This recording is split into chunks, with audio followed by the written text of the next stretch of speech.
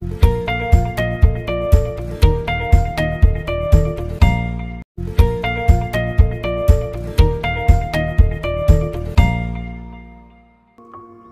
The lord.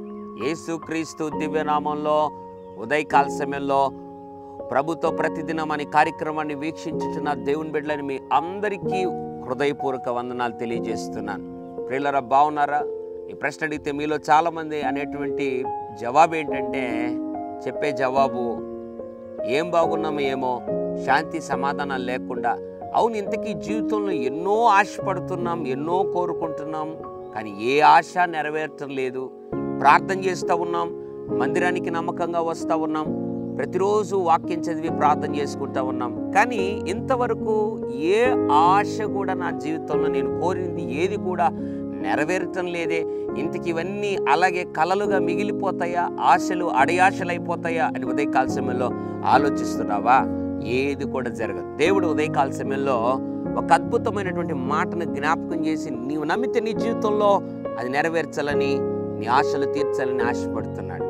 సామెతల గ్రంథం 23వ అధ్యాయం, సామెతల గ్రంథం 23వ అధ్యాయం 18వ వచనం, నీ ఆశ భంగము కానేరదు. Praise the Lord. దేవుడు ఎంత గొప్ప దేవుడు కదండి. నీ ఆశ భంగము కానేరదు అని వాగ్దానం చేస్తున్నాడు. ఈ లోకంలో ఎవరు చెప్పగలరు ఈ మాట? నీ ఆశ భంగము కానేరదు. ఆశలను దేవుడు తీర్చేవాడు. ఉదయకాల సమయంలో దైవ చిత్తానుసారముగా ఉన్న నీ ప్రతి ఆలోచనను, ప్రతి ఆశను, కోరికను దేవుడు తీరుస్తాడు. అందుకే వాక్యంలో ప్రభు మాట్లాడుతున్నాడు ఈ ఉదయం, నీ ఆశ భంగం కానేరదు. బిడ్డ, నువ్వు అనుకుంటున్నట్లుగా నీ కోరికలు, నీ ఆశలు నేను తీర్చను అని అనుకుంటున్నావేమో. లేదు లేదు, త్వరలో నీ ఆశను నేను, నీ కోరికలను తీర్చబోతున్నాను. అవి ఎప్పటికీ భంగం కావు అని దేవుడు వాగ్దానం చేస్తున్నాడు. ఇంకెందుకు నీ జీవితంలో సందేహం, ఇంకెందుకు నీ జీవితంలో గలిబిలి, ఆందోళన? ఉదయకాల సమయంలో దేవునితో చెప్పు, ప్రభు నా ఆశలన్నీ తీర్చబోతున్నందుకు స్తోత్రం అని చెప్పు.